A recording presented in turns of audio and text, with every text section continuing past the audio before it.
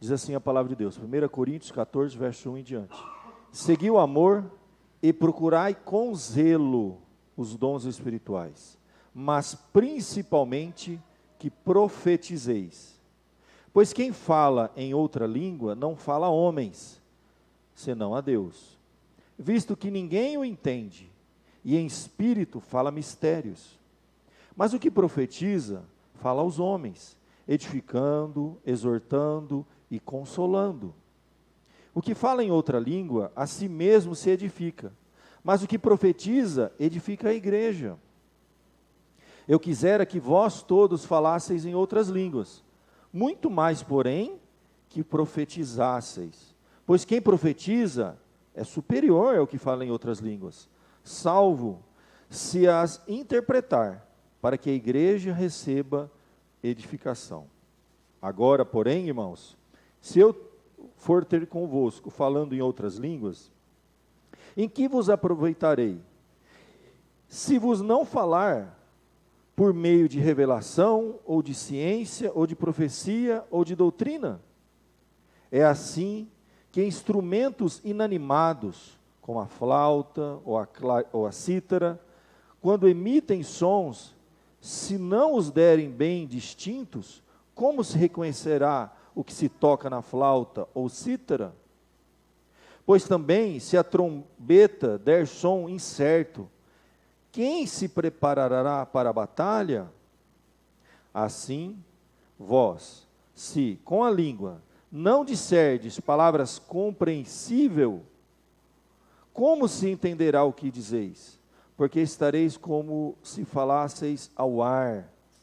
Há, sem dúvida, muitos tipos de vozes no mundo, nenhum deles, contudo, sem sentido.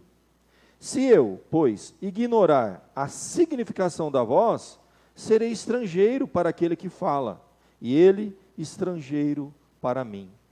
Assim também vós, visto que desejais dons espirituais, procurai progredir para a edificação da igreja. Pelo que o que fala em outra língua deve orar para que a possa interpretar. Porque se eu orar em outra língua, o meu espírito ora de fato, mas a minha mente fica infrutífera. Que farei, pois? Orarei com o espírito, mas também orarei com a mente. Cantarei com o espírito, mas também cantarei com a mente. E se tu bem disseres apenas em espírito, como dirá o indouto o amém? Depois da tua ação de graças, visto que não entende o que dizes. Porque tu, de fato, dás bem as graças, mas o outro não é edificado. Dou graças a Deus, porque falo em outras línguas, mais do que todos vós. Contudo, prefiro falar na igreja 5 palavras, com o meu entendimento, para instruir outros a falar 10.000 palavras em outra língua. Irmãos, não sejais meninos no juízo. Na malícia, sim, sede crianças. Quanto ao juízo, sede homens amadurecidos. Na lei está escrito: falarei a este povo por homens de outras línguas, e por lábios de outros povos, e nem assim me ouvirão, diz o Senhor. De sorte que as línguas constituem um sinal, não para os crentes, mas para os incrédulos. Mas a profecia não é para os incrédulos, e sim para os que creem. Se, pois, toda a igreja se reunir no mesmo lugar, e todos se puserem a falar em outras línguas, no caso de entrarem indoutos ou incrédulos, não dirão, porventura, que estáis loucos? Porém, se todos profetizarem, e entrar algum incrédulo ou indouto, é ele por todos convencido, e por todos julgado. Tornam-se-lhe manifestos os segredos do coração, e assim, prostrando-se com a face em terra, adorará a Deus, testemunhando que Deus está, de fato, no meio de vós. Até aqui, meus queridos. Como disse, paciência dos irmãos, são 25 versículos que a gente vai expor aqui para os irmãos, dividindo em 3 partes, o propósito do culto. Qual o propósito de nós estarmos aqui reunidos para adorar a Deus? Vamos orar, pedir a bênção e a direção de Deus para a mensagem da palavra. Obrigado mais uma vez, ó Pai, pela tua misericórdia que se renova toda manhã, todo dia, na nossa vida. E mais um dia, mais um domingo, Senhor, ela se renovou. E agora, Senhor, no findar desse dia, estamos aqui reunidos, graças à tua misericórdia, reunidos em torno da tua palavra, e carecemos, precisamos da tua direção, da ação do teu Espírito, para abrir o nosso entendimento, nos dar compreensão, para vermos as grandezas de Deus, a sabedoria da tua palavra, e assim crescermos em graça e conhecimento para a edificação da tua igreja. Abençoa-nos, ó Deus, abençoe a mensagem, abençoe o pregador, perdoa, Senhor, os nossos pecados. Nós não nos sentimos dignos do Senhor, não somos dignos de estarmos aqui, ó Deus, à frente, dirigindo a tua igreja, mas pela tua misericórdia aqui estamos. Então que tudo seja para a tua honra e para a tua glória. Abençoe a palavra dessa noite, em nome de Jesus. Amém. Muito bem, gente, é importante a gente compreender o contexto, tudo que está acontecendo, a carta, porque essa grande preocupação de Paulo sobre a questão do culto, e tem tudo a ver com o tema que nós estamos trabalhando. Nós estamos falando sobre louvor, adoração, queremos crescer, compreender um pouco mais, como fizemos no primeira mensagem da série. Eu queria lembrar o contexto, eu vou pedir para os irmãos me ajudarem, aí do MC4, tá? Não sei se eu consigo usar aqui o PowerPoint. Vamos ver, acho que dá sim, né? Aqui no PowerPoint nós temos o contexto. É bom a gente lembrar. Quem escreveu essa carta, todos sabem, foi Paulo. Ele escreve lá de Éfeso, né? Ele estava em Éfeso quando ele escreveu essa carta. Na sua terceira viagem missionária, nós temos uma data aproximada que essa carta foi escrita, 55 depois de Cristo. Lembrando que essa igreja foi fundada pelo apóstolo Paulo na segunda viagem missionária. A Bíblia registra 3 grandes viagens missionárias do apóstolo Paulo, e que ele fundou a igreja de Corinto, na cidade de Corinto, na sua segunda viagem missionária, por volta do ano 50, 52 depois de Cristo. Poucos anos depois ele escreve essa carta. A igreja estava passando por muitos problemas, dentre os quais problemas sérios no culto, divisões e muitos problemas acerca do culto, do propósito do culto, e ele traz essas orientações. A Bíblia registra em Atos capítulo 18, depois de Paulo passar por Atenas, ele vai então ser usado por Deus para levar o evangelho até a cidade de Corinto, fundando essa famosa igreja que nos deixou 2 cartas, primeira carta e segunda carta de Corinto. A divisão da carta é importante a gente entender. Essa carta ela foi dividida em 2 partes. A primeira divisão, de capítulo 1 a 6, foram problemas que relataram para Paulo.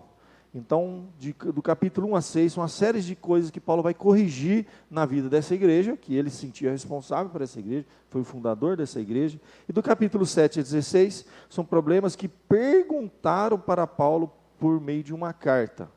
Tanto que ele vai dizer assim: quanto ao que me escrevestes. Aí ele vai trazer uma série de orientações, ele recebe uma carta com perguntas, com questionamentos para a vida da igreja. Era uma igreja que estava passando por muitas dificuldades, muitas divisões, muitos problemas. É considerada uma das igrejas mais problemáticas naquela época, e é muito bom, porque traz para a nossa realidade. Toda igreja tem dificuldade, tem problema. E a igreja começa a crescer, os problemas crescem proporcionalmente, e a gente tem que ter paciência, sabedoria e buscar onde? Nas Sagradas Escrituras.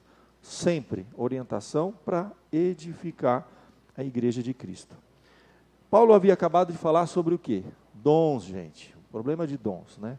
Os dons são dados para a igreja, para a edificação da igreja. Mas lá o que estava acontecendo? Era disputa, era divisão, um querendo falar mais alto que o outro, uma maneira de dizer, né? Um querendo exercitar o seu dom, se achando com maior importância. Então ele fala sobre os dons, sobre a variedade dos dons, e um dos pontos mais importantes, que Paulo bate muito nessa tecla, que é uma coisa que a gente vai também abordar, é a unidade e os dons. A igreja de Cristo, né? Nós temos um grande desafio com a igreja de Cristo. A palavra de Deus nos exorta assim, que nós devemos preservar a unidade da igreja. A palavra sempre fala isso. A ideia é da gente estar sempre preservando. Devemos fazer toda a obra, o trabalho, entregar o máximo, cada um usando o seu dom, mas sempre com essa preocupação. É uma pergunta que a gente tem que fazer. Tudo que a gente for fazer na igreja, isso vai produzir o quê? É edificação ou divisão? Isso vai unir mais a igreja ou vai dividir a igreja? Se, meus irmãos, qualquer coisa que nós formos fazer puder, uma sombra de divisão, não serve, não vale a pena, não vale a pena. Então a gente tem que estar sempre fazendo essa pergunta. E, por fim, Paulo vai falar sobre o amor, que é o dom supremo. Tudo tem que ser feito com amor na igreja. Se não tiver isso, nós vamos causar muito problema na igreja. E agora, então, ele vai falar sobre os dons no culto. O desempenho dos dons, o exercício dos dons dentro do culto. E aí ele vai falar sobre o propósito dos dons no culto. Então é por isso que o nosso tema é esse, né? O propósito do culto. Deus deu dons para os irmãos. Um tem dom de falar, outro de cantar, outro de organizar, outro de administrar. Cada um tem um dom. E nós devemos usá-los para edificação e unidade do corpo de Cristo. Agora, no culto, a coisa vai ficando mais complicada. Então vamos entender o que estava acontecendo. Primeiro propósito que a gente pode dizer, o propósito do culto tem que ser esse. São 3 que a gente vai ver, pelo menos, edificação da igreja. Se você perceber, os 25 versículos que nós lemos, várias vezes ele repete, para edificação da igreja de Cristo.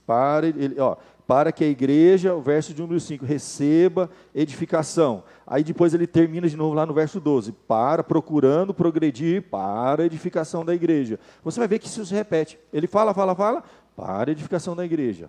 O primeiro propósito é esse, a edificação do povo de Deus. Nós estamos aqui reunidos com um dos propósitos desse. Nós estamos aqui para sermos edificados. A razão é essa. Vai ter mais coisa, vou mostrar para vocês. Mas no verso 1 ele diz assim, segui o amor e procurai com zelo os dons espirituais, mas principalmente que profetizeis. Pois quem fala em outra língua não fala a homem, senão a Deus, visto que ninguém o entende.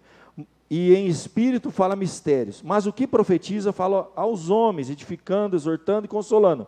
O que fala em outra língua, a si mesmo se edifica, mas o que profetiza, edifica a igreja. Então, eu creio, o texto obviamente está falando sobre o dom de línguas, mas que era o dom que mais dividia a igreja naquela época.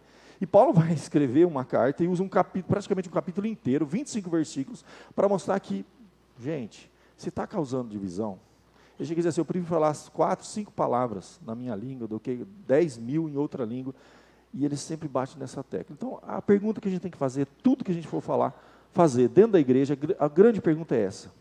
Você vai escrever uma mensagem para o irmão, você vai responder, você vai tratar de um problema, você vai trazer um projeto novo para a igreja, isso vai produzir edificação, unidade, vai fazer bem para a igreja? Qual o propósito?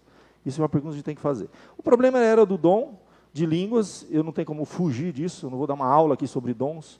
Nós cremos que alguns dons permaneceram, outros cessaram. Os dons de língua, eles tinham um propósito, sim, realmente, como ele diz assim, a pessoa fala numa língua e há necessidade de interpretação. Tem que lembrar uma coisa, gente, esse dom de língua que ocorreu na igreja ao longo de séculos, e que hoje diminuiu muito, ele era um dom, não tem nada a ver com aquele falar em línguas de Atos capítulo 2. Lá foi um milagre muito maior. Lá foi o derramamento do Espírito Santo. Lá eles falavam em uma única língua e cada um compreendia na sua própria língua. É como se fosse uma língua espiritual em que cada pessoa de nacionalidade diferente, porque lá em Atos foi um dia de uma grande festa e que haviam pessoas de várias nações, cada um ouvia na sua própria língua. Se tivesse um chinês, vamos pensar aqui dentro da nossa cultura, ele ia ouvir em chinês. Se tivesse um inglês, ele ia ouvir e compreender em inglês. Se tivesse um brasileiro em português, ele ia compreender em português. Então, o dom de língua que aconteceu lá em Atos 2 foi uma coisa única, gente. A gente não vê nenhum momento aquilo se repetindo. Aquilo foi um momento único na história, que completa todo um ciclo de redenção, etapas na história da redenção, em que o Filho de Deus vem a esse mundo encarnado, ele nasce, ele morre, ele ressuscita, ele é recebido aos céus, e ele chama a igreja, ele fala assim, aguardai em Jerusalém, até que do alto vocês serão revestidos de poder, que é o derramamento do Espírito Santo.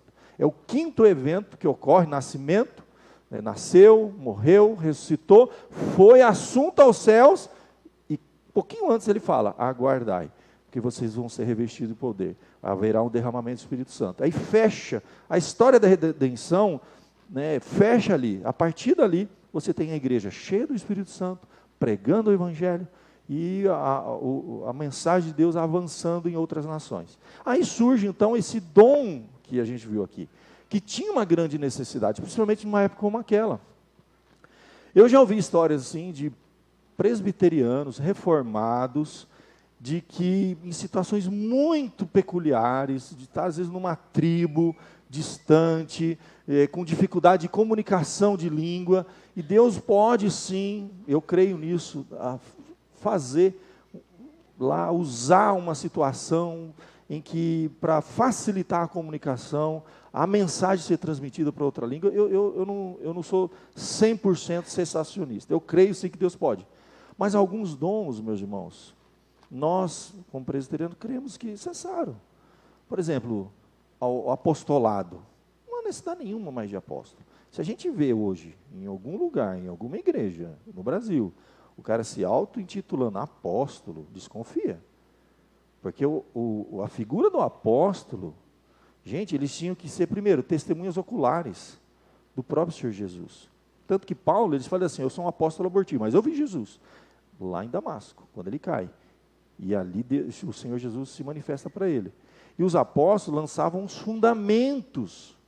Os apóstolos, eles tinham dons, gente, que eles recebiam ainda, eles estavam ainda recebendo as cartas, os textos sagrados, revelações, profetizando para fechar o cânon bíblico, e a partir dali a igreja ser edificada. E a necessidade, depois disso, do quê? Dos presbíteros, dos diáconos, dos demais dons. Então, a gente crê que alguns dons cessaram, não temos dificuldade nenhuma com isso. Ele é necessário, ele lançou os fundamentos da igreja, e aí vê cada um como edifica sobre esse fundamento. Quem lança fundamento é apóstolo. Se tem algum apóstolo hoje, tranquilo, a Bíblia não terminou, vamos lá, próximo capítulo, fechou o Apocalipse, próximo livro, cadê? Eu quero saber o recado de Deus, e continuar escrevendo a Bíblia, e grandes revelações que vão mudar o rumo da história, e a direção que a igreja de Cristo vai tomar daqui para frente. Eu não vejo razão nenhuma para isso. E durante todos esses 2000 anos, a igreja ficou privada de revelações importantíssimas que vão mudar o rumo da história da igreja. Não vejo razão para isso. Então, para nós cremos que alguns dons cessaram. Só que, meus irmãos, o que estava acontecendo? O que geralmente acaba acontecendo com esse dom de línguas? O mais importante a gente entender, que me dá fundamentação para me falar do que eu quero falar aqui com a igreja. O dom não estava edificando a igreja. Não estava servindo de nada. Era uma confusão em que as pessoas falavam e ninguém entendia o que eles falavam. E é por isso que ele trabalha aqui, ele diz assim, meus irmãos, ele fala assim, ó, quem fala em outra língua não fala a homem, senão a Deus, visto que ninguém o entende, em espírito de mistérios, mas o que profetiza fala aos homens, edificando, exortando e consolando. E aí é por isso que ele diz assim, olha, no final, ele fala assim, ó, eu quisera que todos vós falassem línguas, legal, mas muito mais que profetizasseis, pois quem profetiza é superior ao que fala em outras línguas, salvo se as interpretar, para que a igreja receba edificação. Então, a questão minha hoje não é língua, é o nosso maior problema aqui. Tem alguém falando em língua durante o culto, atrapalhando o culto aqui? Se tivesse, eu ia ter que dar um estudo sobre línguas aqui na igreja. Se alguém começa a falar em língua, primeiro já falar assim, ó, seguinte, tem alguém para interpretar? Então cala-te. Desculpa, mas eu ia ter que falar isso, porque você está trabalhando. Se alguém começar a falar em línguas no meio do culto, e eu falar assim, intérprete, que eu quero saber o recado de Deus. Não tem? Paulo fala isso, então fica calado. Fala com Deus quietinho, porque atrapalha a edificação da igreja. Então essa que era a questão que estava em jogo. Então, Paulo está mostrando assim que o propósito do culto é edificar a igreja. E nenhuma prática deve ser feita dentro do culto, senão edificar a igreja. Sem contar os princípios que já falamos na última mensagem sobre esta série.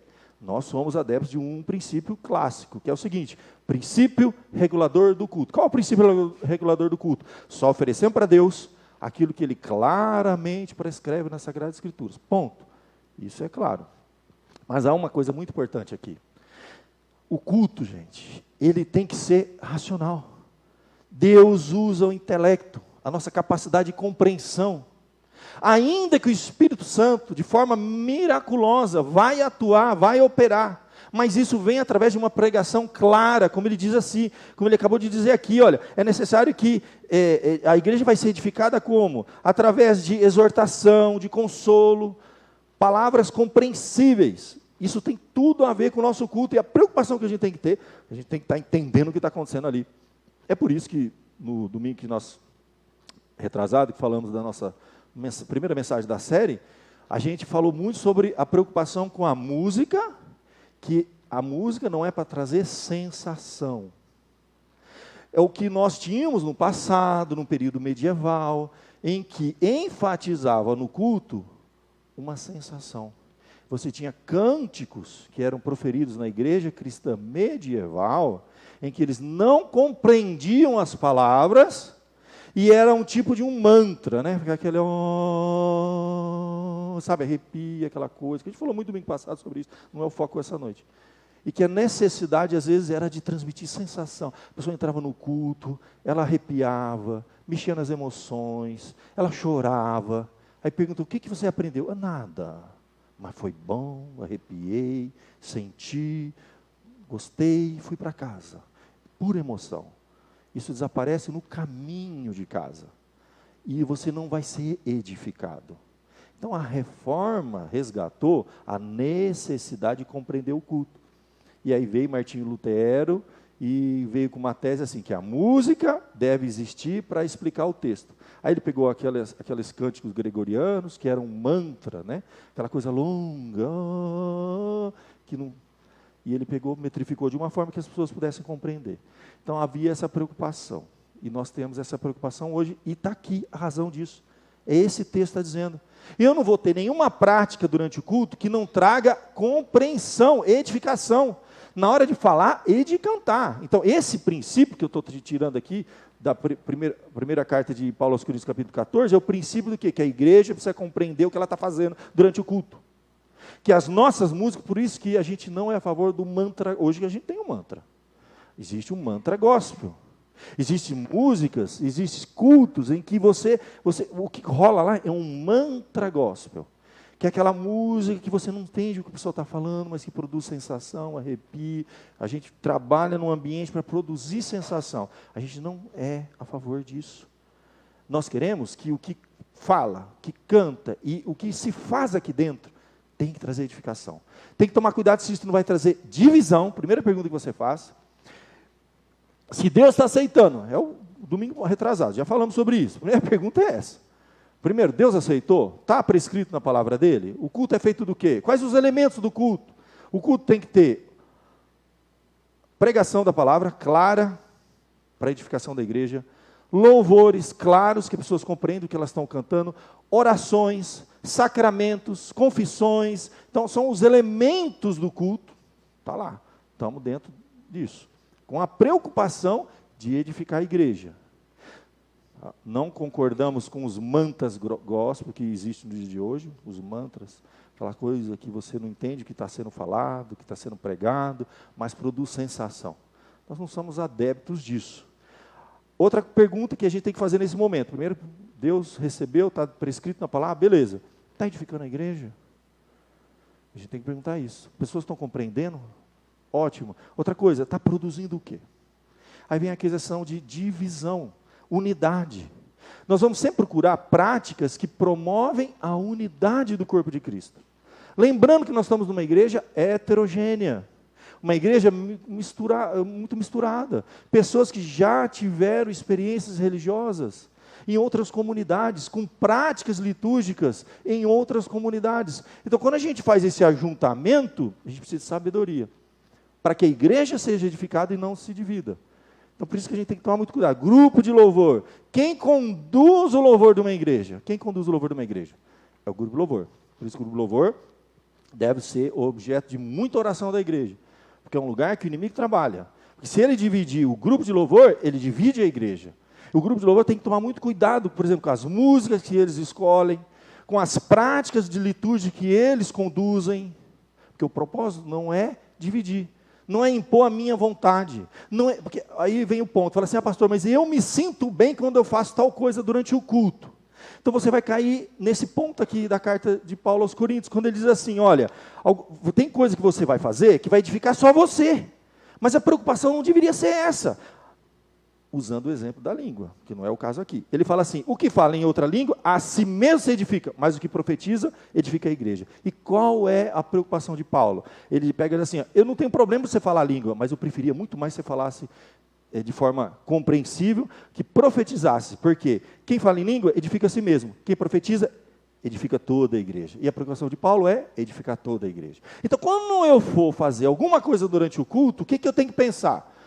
Eu gosto disso, me faz bem, mas eu não percebo que isso vai fazer bem para o restante da igreja, não vai impactar a igreja, não vai edificar a igreja. Então a gente tem que tomar uma decisão aí. Então tudo que eu vou fazer, a música que eu vou levar para a igreja, as práticas litúrgicas, tudo que eu vou fazer é pensando na edificação da igreja, produzir unidade. Ah, mas eu gosto, pastor, faz sozinho em casa. Na igreja, você vai procurar a unidade, o todo. As práticas litúrgicas que edifiquem aquela igreja. Como eu disse, não adianta eu entrar lá na igreja, por exemplo, na igreja dos nossos queridos irmãos, qualquer igreja, Assembleia de Deus, Quadrangular, e querer mudar o estilo litúrgico deles. Eles têm uma prática litúrgica, eles têm um jeito deles de adorar, que a gente tem que respeitar. E se eu estou lá, eu tenho que me adequar ao estilo deles. Não adianta eu chegar lá e começar a brigar com todo mundo, não, eu quero que você mude isso, eu vou fazer, não. Existe isso, entende? Então essa é a nossa mentalidade, sempre procurando. Porque as mudanças, elas podem ocorrer. E a gente tem um limite, como eu falei no primeiro domingo, flexibilidade, até onde a gente pode ir. Só que isso muitas vezes tem que ser feito muito progressiva e lentamente, para não chocar a igreja. Como eu falei, quando eu cheguei aqui, meu irmão, não tinha bateria, e era um problema a bateria, se brigava por causa de bateria, uns eram a favor, outros eram contra. Meu irmão, eu não vou pôr uma bateria goela abaixo para dividir a igreja. Esperei. De repente a bateria apareceu, ninguém nem percebeu. A bateria está lá, entendeu? Tiramos o órgão que tínhamos aqui, colocamos instrumentos mais modernos. Foi um processo lento, tranquilo, sem divisão nenhuma, foi em paz. E eu já vi igreja dividir por causa de bateria. Então, tudo que você for fazer, você tem que perguntar isso. Ah, mas eu gosto. Então você está sendo egoísta. Eu vou fazer algo que vai edificar a mim mesmo, não vai edificar a igreja e ponto final. Está aqui, está claro na palavra de Deus. Paulo está dizendo assim, ó, tem umas práticas que edifica a si mesmo, mas tem outras que edifica toda a igreja. Procure aquilo que edifica toda a igreja, que Deus vai se agradar disso. Seu propósito é agradar você ou agradar a Deus? É uma pergunta que a gente tem sempre que fazer. Então, a primeira preocupação que a gente vê aqui, meus queridos, é a preocupação de que o culto edifique a igreja. O que o pastor ensina, as músicas, as práticas, até os projetos. As coisas que a gente vai fazer. Meus irmãos, não tem ideia de quantas coisas eu queria mudar, mas eu olho e falo, a igreja não está preparada para isso ainda. Vamos ter paciência. Vamos esperar mais um tempo. Deixa eles amadurecer. Quanta coisa eu quero fazer, eu não posso fazer. Porque a igreja não está preparada ainda. E a gente tem que esperar. Às vezes 1 ano, às vezes 2, às vezes 5, às vezes 10. Já estou indo para 20 anos. Pastor, mas isso é muito... Meu irmão, isso é igreja. Isso é igreja. Igreja não é um evento que vai durar alguns meses. Eu estou falando de uma vida. A coisa que vai durar uma vida. Jesus tinha essa paciência com os discípulos. Ele falou assim, ó, há muitas coisas que eu queria vos falar, mas vocês não vão poder suportar ainda. Mas mais para frente, o Espírito vai vir e vai ensinar vocês. Isso é igreja. A preocupação que a gente tem de manter e preservar a unidade. Quanta coisa eu quero fazer, eu falo assim, ó, faz não. Faz não, porque isso vai dividir o grupo.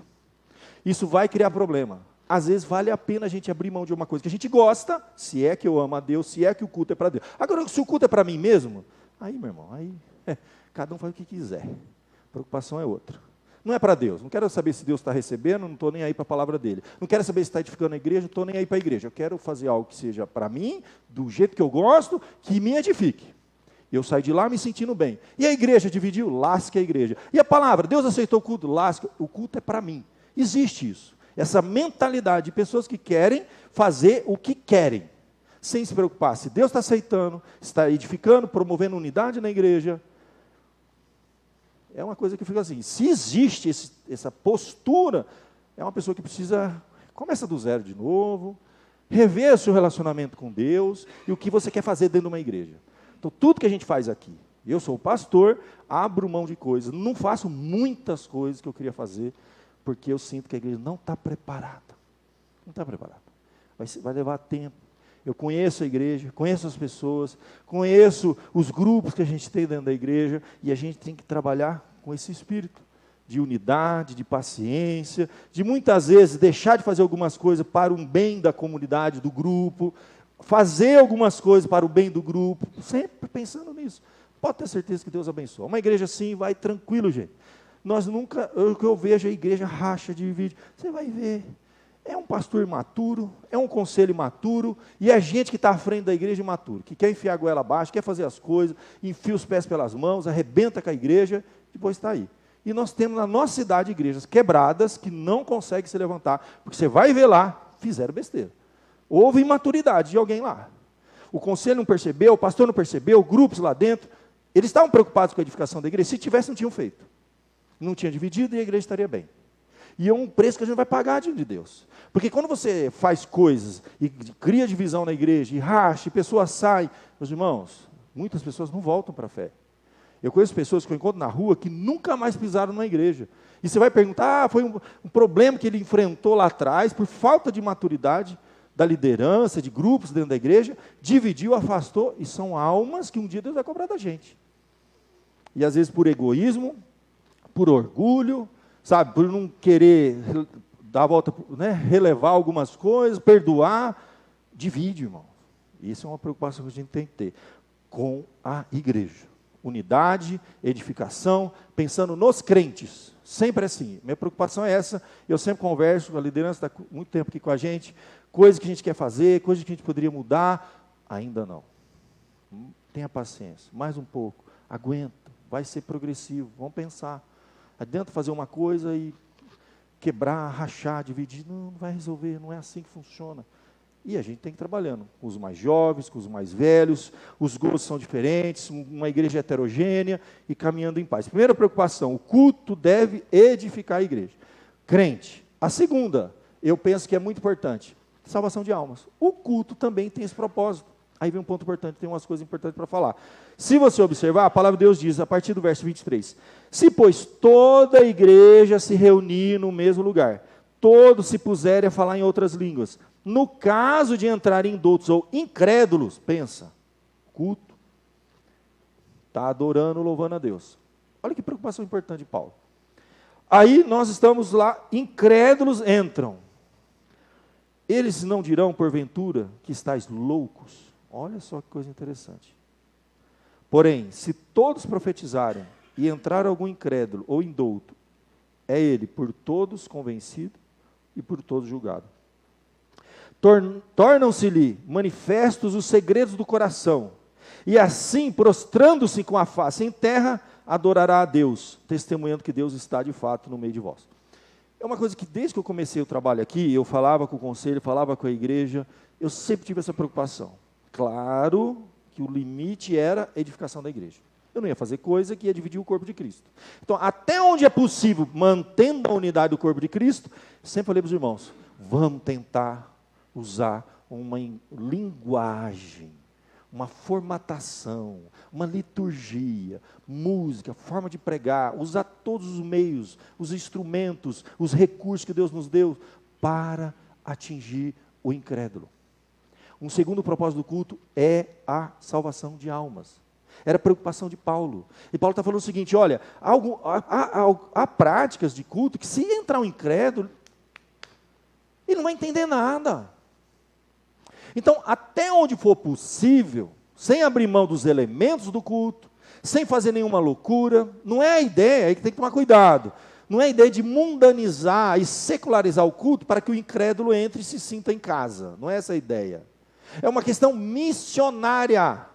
Quando o missionário vai levar o evangelho para outros povos, outras nações, tribos, ele tem essa preocupação.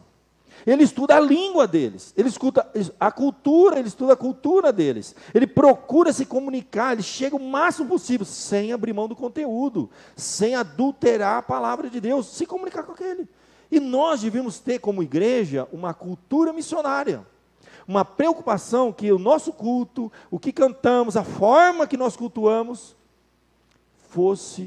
alcançasse o incrédulo, fizesse sentido para o incrédulo. Eu estou falando da parte humana. Existe um aspecto espiritual. Não tenho dúvida que quando você está pregando o evangelho, meu irmão, é o Espírito de Deus que abre o entendimento dos incrédulos para eles compreenderem as Escrituras. A gente sabe, prega e ensina isso todo dia aqui. Mas existe uma parte que é minha. Não adianta eu chegar e querer evangelizar um chinês falando inglês. Então é óbvio que há uma adequação. Essa adequação é uma questão, às vezes, que envolve questões até culturais. Sabe, até na tradução da Bíblia.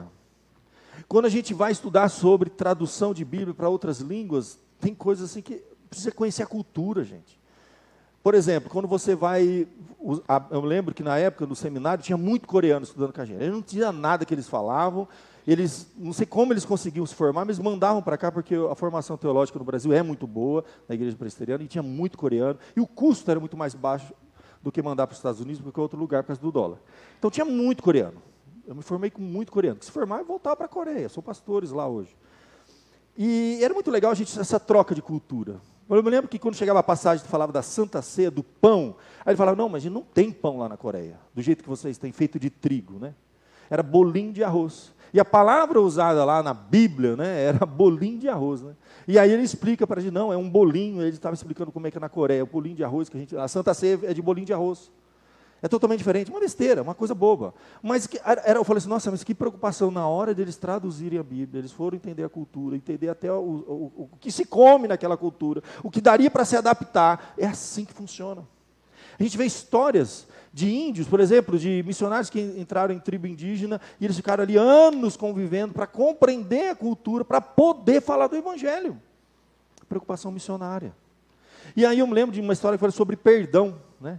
Eu me lembro que tem casos assim bizarros. Tem uma tribo que a traição é a maior virtude. E quando eles começaram a pregar o evangelho e contaram que Judas traiu Jesus, eles levantaram, bateram palma, ajuda.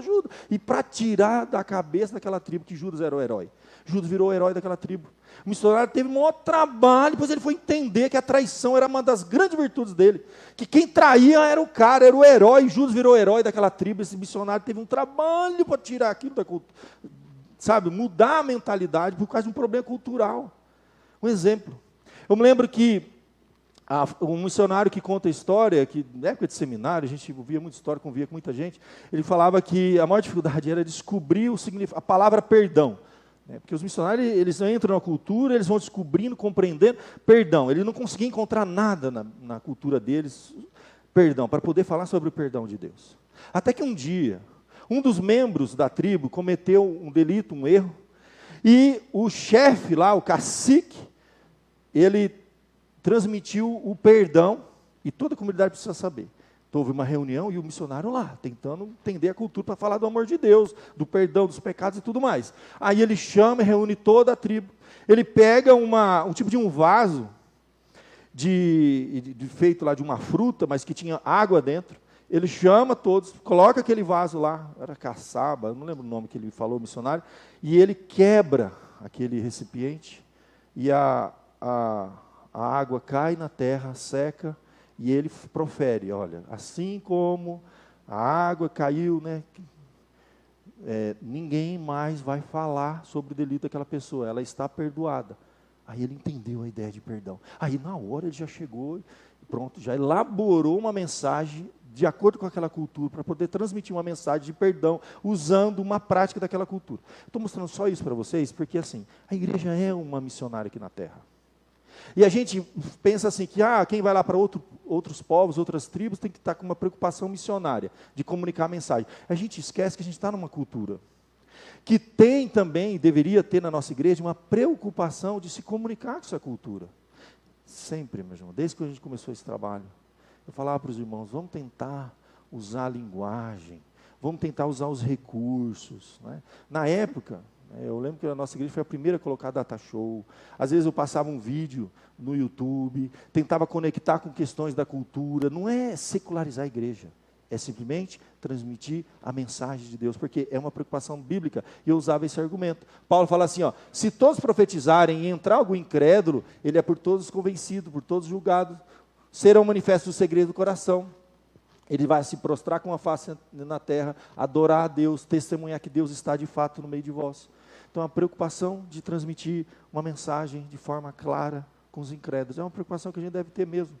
Então, quando a gente vai desenvolver e organizar os nossos trabalhos, os nossos projetos, a gente deve ter também essa preocupação. Primeiro, se Deus aceita. Segundo, se edifica a igreja. Terceiro, vai fazer algum sentido? Vai tocar nas pessoas lá fora? É a nossa parte. O Espírito Santo vai despertar quem é eleito, não tem nada com isso. Mas a linguagem, a forma que a gente vai colocar as coisas, então não é errado, gente. Até os instrumentos que a gente usa dentro de um templo, entende? Que faça sentido para aquelas pessoas que vão entrar dentro da igreja e não são crentes. Não é errado a gente pensar nisso, tomando cuidado. Para não passar um limite em que a igreja se torna totalmente secularizada com pretexto de se comunicar com os de fora. Mas é uma visão missionária da igreja e uma visão missionária de culto. Então eu posso dizer, que um dos propósitos do culto é salvar a alma mesmo, gente.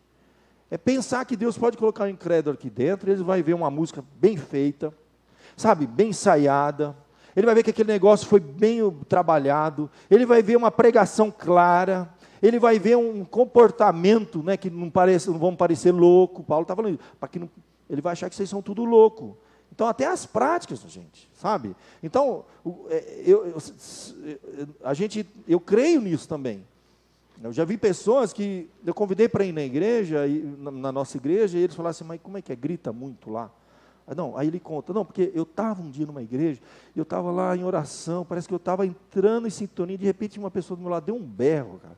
E meu coração disparou, eu não consegui mais prestar atenção no culto, eu nunca mais entrei numa igreja evangélica. Eu falei para o cara, não, na minha igreja não grita muito não, vai tranquilo, vai de boa. Não é errado você falar um aleluia aí no meio, não você não vai para o inferno por causa disso, não. O presbiteriano, a gente tem que relaxar um pouco também, não é assim também. Você quer levantar a mão, você levanta. Você quer fazer alguma coisa aqui que é uma expressão de adoração, faça. Mas sempre com essa pergunta, eu estou incomodando o cara que está do meu lado? Você dá um berro lá, o cara vai assustar. Então, é isso, é o todo, é o conjunto. Eu sozinho, teve gente na minha igreja que não concordava com alguns dos cantos que a gente cantava. Isso aqui o pessoal sabe, já tive vários já. Ao longo desses 20 anos, vários. Sabe o que acontecia na hora do cântico? Ele ficava sentado, de olho fechado, adorando a Deus do jeitinho dele. Amém. Ele falava, não, pastor, eu não concordo com esses cânticos, eu não sou a favor disso. Eu falei, tudo bem, meu irmão. Vem, adora a Deus e fica em paz. Entende? Agora, se ele quiser criar confusão aqui, quiser mandar a gente arrancar os cânticos, eu falei, meu irmão, aí você vai complicar a nossa vida.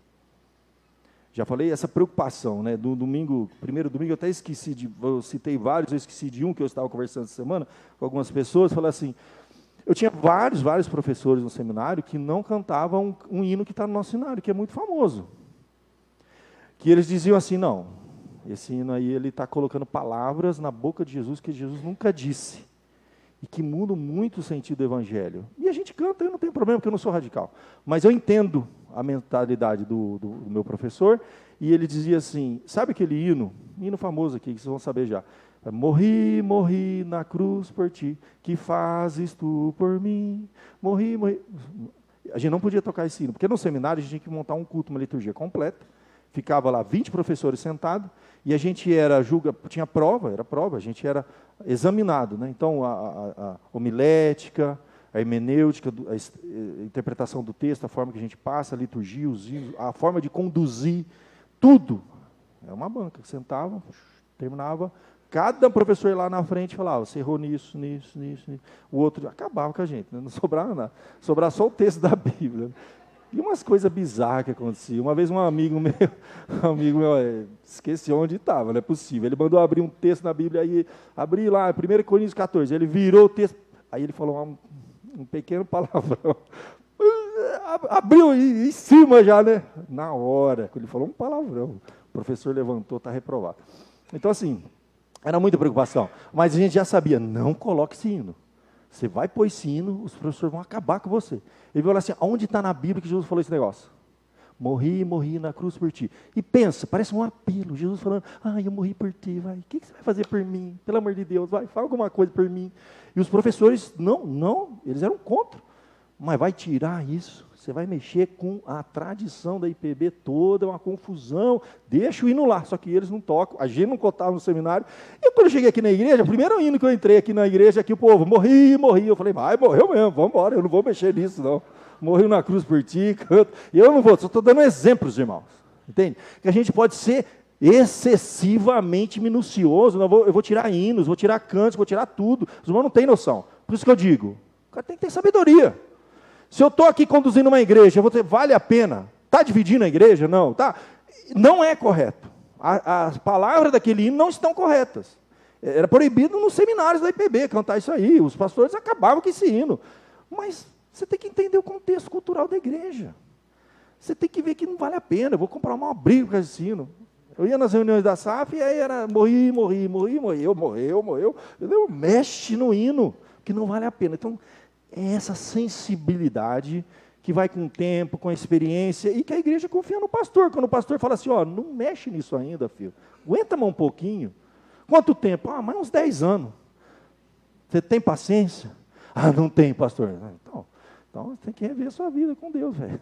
Igreja é isso. Igreja é para a vida toda. Não é um negócio aqui, não é uma aventura. Ninguém está numa aventura aqui.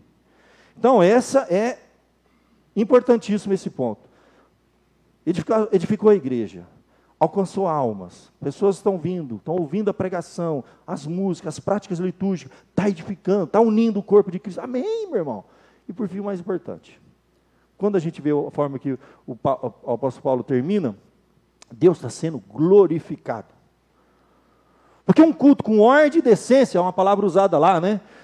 Os espíritos dos profetas estão sujeitos aos próprios profetas, porque Deus não é de confusão, e sim de paz. Portanto, meus irmãos, procurar com zelo o dom de profetizar, e não proibais o falar em outras línguas. Tudo, porém, seja feito com decência e com ordem.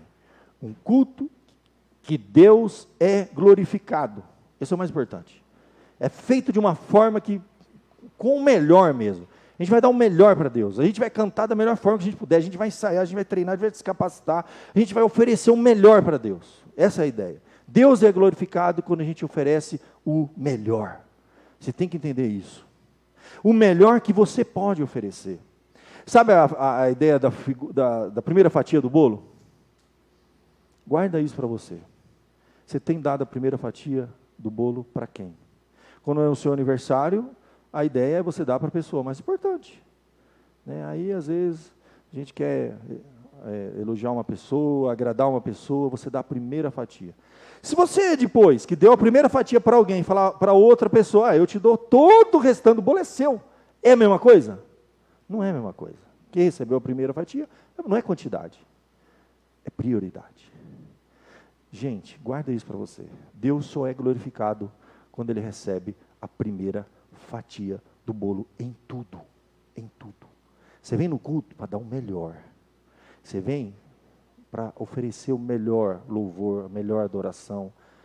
Até quando você vai ofertar a Deus, é a primeira fatia ou você está dando o resto do resto?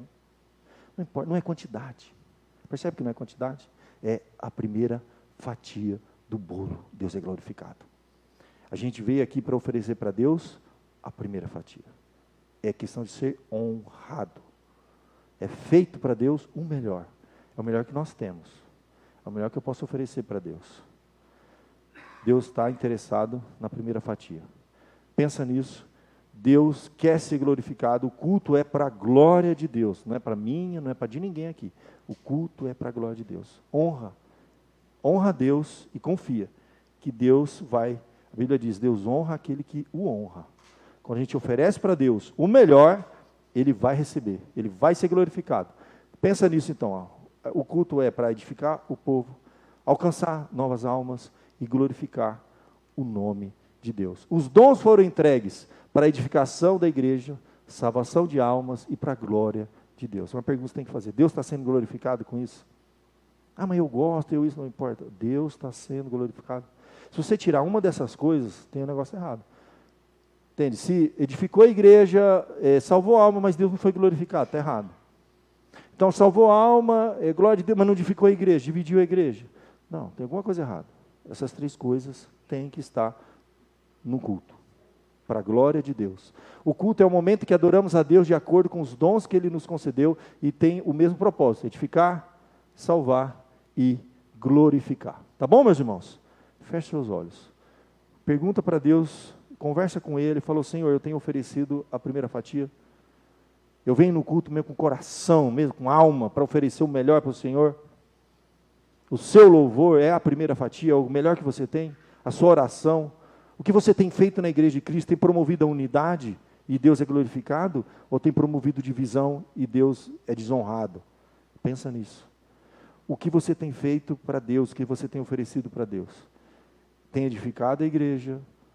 Tem alcançado novas almas? E tem glorificado o nome de Cristo? É uma pergunta que a gente tem que fazer. A primeira fatia é para Ele.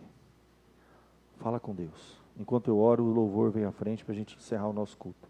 Senhor, nós te louvamos essa noite, porque Tu és um Deus que quer, ó Pai, e procura verdadeiros adoradores, que o adorem em espírito e em verdade. Nós queremos oferecer o melhor para o Senhor. A primeira fatia do bolo é para o Senhor. Ajuda-nos, ó Deus, tenha misericórdia de nós. Se nós não estamos dando prioridade, assim como na nossa vida horizontal, podemos dar prioridade para algumas pessoas ou não dar prioridade para ela. E elas percebem, elas sentem. E isso muitas vezes tem estragado os relacionamentos humanos. Prioridade, Senhor. Dirá na nossa vida espiritual. Se não temos dado prioridade para o Senhor, para a igreja do Senhor, edificando, unindo, se estamos mais interessados nos nossos próprios gostos, nas nossas próprias ideias, em detrimento da unidade do corpo de Cristo, o Senhor não é glorificado. Não estamos dando prioridade para a igreja, mas para nós mesmos. Isso é egoísmo, isso é pecado. Esse culto o Senhor não aceita. Ajuda-nos a fazer uma revisão na nossa vida, Senhor. O que temos oferecido para o Senhor, como expressão da nossa adoração e louvor, tem edificado a igreja, tem alcançado novas almas, tem glorificado o nome de Cristo. Temos dado a primeira fatia para o Senhor. Não há desculpa, Senhor. Pedimos a Tua misericórdia para a nossa vida. Aceita o nosso culto, o nosso louvor, e que ele seja feito o melhor, Senhor, para o Senhor. Em nome de Jesus. Amém.